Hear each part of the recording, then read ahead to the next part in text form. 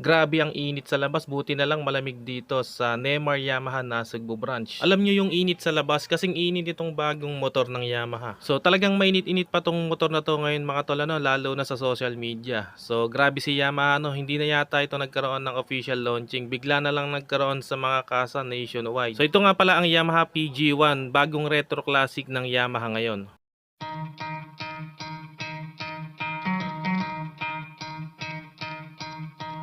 You could try to play, but you're never gonna beat me. Look the other way, what I'm doing ain't easy. Bloody hands stained from the people who deceive me. Muddy hands break through the chains, go free me. Looking for change, looking for pain. Pulling a mob, pushing a train. I'll never stop, stick to a lane. Pick up the pieces and go rearrange. So ngayong araw nga mga tol, nasa harapan na natin itong Yamaha PG1. So kung di ako nagkakamali ay bagong release lang din ito sa ibang bansa, sa Thailand yata yun. At yun nga ay bigla-bigla nilabas ni Yamaha Philippines sa atin itong bagong retro classic na motorsiklo. So talagang napakaangas mga tol, lalo na sa personal nitong bagong retro classic ng Yamaha. So siguradong sa mga retro classic motorcycle enthusiast, siguradong magugustuhan nyo to. So bukod sa retro classic looks nito ay talagang pwede nyo itong gawing pang off-road. So tignan nyo naman yung gulong niya, naka off-road tires. So ano nga ba yung kayang i-offer sa atin ng Yamaha PG1? So yun ang alamin natin sa video na to, pero bago ang lahat, kung hindi ka pa nakapag-subscribe dito sa ating channel, huwag kalimutang mag-subscribe at paki-on na rin ng notification bell para ma-notify ka pag may bago tayong upload. Meron din tayong Facebook page, paki-like and follow na rin. Maraming salamat mga tol. Unang-una talagang may pagka-rugged looks din yung retro classic styling niya. At talagang bumagay din yung color niya dun sa design niya. So bali yung tawag nga pala sa color variant na to ay sand brown. At talagang napaka-premium din ng bawat detalye ng motorsiklo na to mga tol.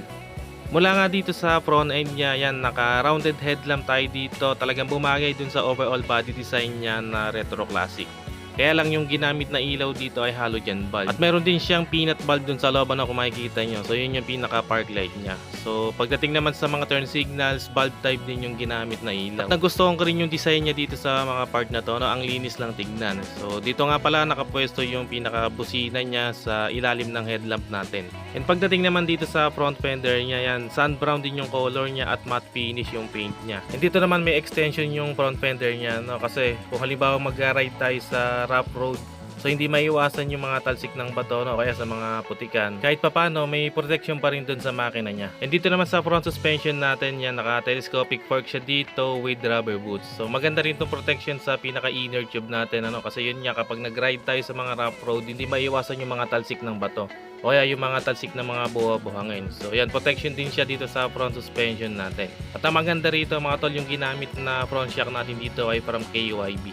Dito naman sa front brakes niya, maganda-ganda yung stopping power niya dito, kasi naka-disc brake na tayo dito with single piston caliper. At alam niyo yung isa sa maganda rito mga tol, yan, color black yung rims niya. So nakadagdag yun sa aesthetic ng motorsiklo na to. And pagdating naman dun sa gulong, may sukat itong 90/100 rim 16 at naka-tube type pa rin yung gulong nito.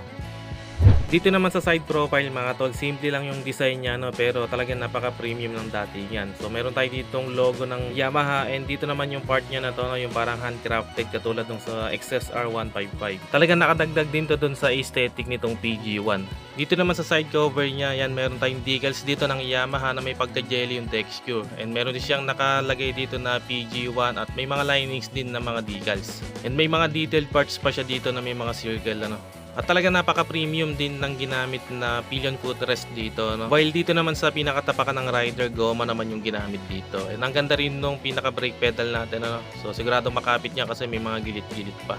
Very stylish din talaga ng muffler niya, So meron pa siyang design dito na mga bilog. So nakadagdag din yung sa classic styling nito. Pagdating naman dito sa taillight niya, parang inspired pa dun sa Yamaha XSR 155. So meron din siyang rounded design and bulb type din yung ginamit dito. At talagang napakalakas retro classic ng design niya. At may ilaw na rin tayo para sa plaka, and meron na rin siyang reflector for added visibility na rin sa gabi. Pagdating naman dito sa rear suspension, yan, naka dual shock absorber siya dito, Then sa brakes naman naka drum brake, and sa gulong naman may sukat itong 90/100 rim 16 and tube type pa rin yung ginamit na gulong dito. So same size lang sila both front and rear tire.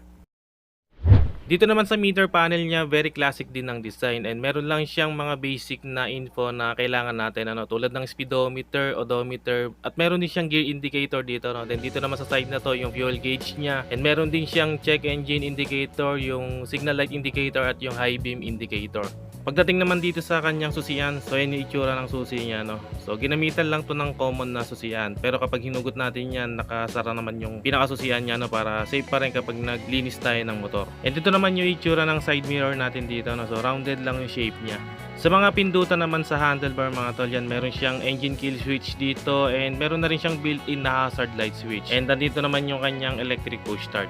Dito naman sa kabila, sa kaliwa, meron siyang passing light switch, yung high and low beam, turn signals at yung busina niya. And dito yung itsura ng cockpit niya, very premium at talagang napaka-classic ng dating.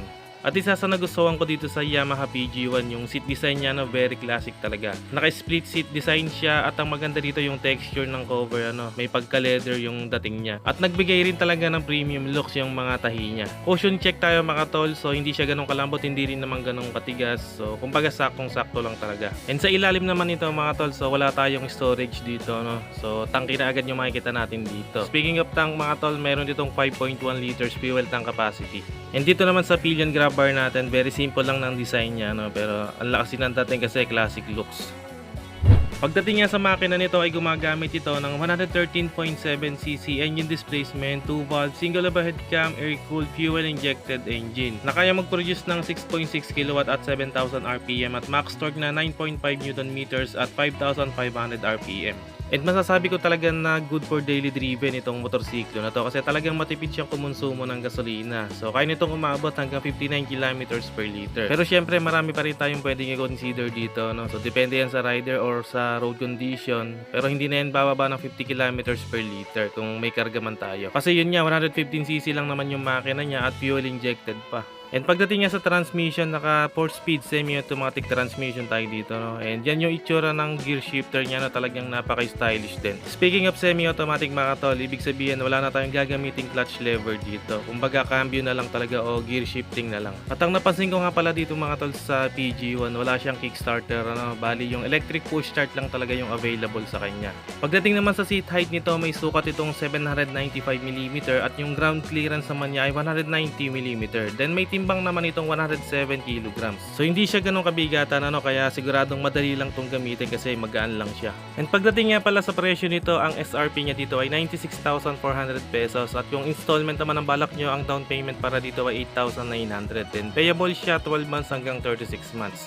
So puntahan nyo na to dito dito lang yan sa Neymar Yamaha Nasugbu Batangas branch. Kaya sa mga malapit lang sa location na to dito sa Nasugbu Batangas at naghahanap kayo ng ganitong klaseng motorsiklo, so pwede nyo itong puntahan dito para makita nyo kung gaano kaangas itong Yamaha PG1. Hanggang dito na lang muna mga tol, kung nagustuhan nyo itong video na to at kung hindi pa kayo nakapag-subscribe dito sa ating channel, huwag kalimutang mag-subscribe at paki-on na rin ang notification bell para ma-notify kapag may bago tayong upload. Meron din tayong Facebook page, paki-like and follow na rin. Maraming salamat mga tol, always ride safe and God bless.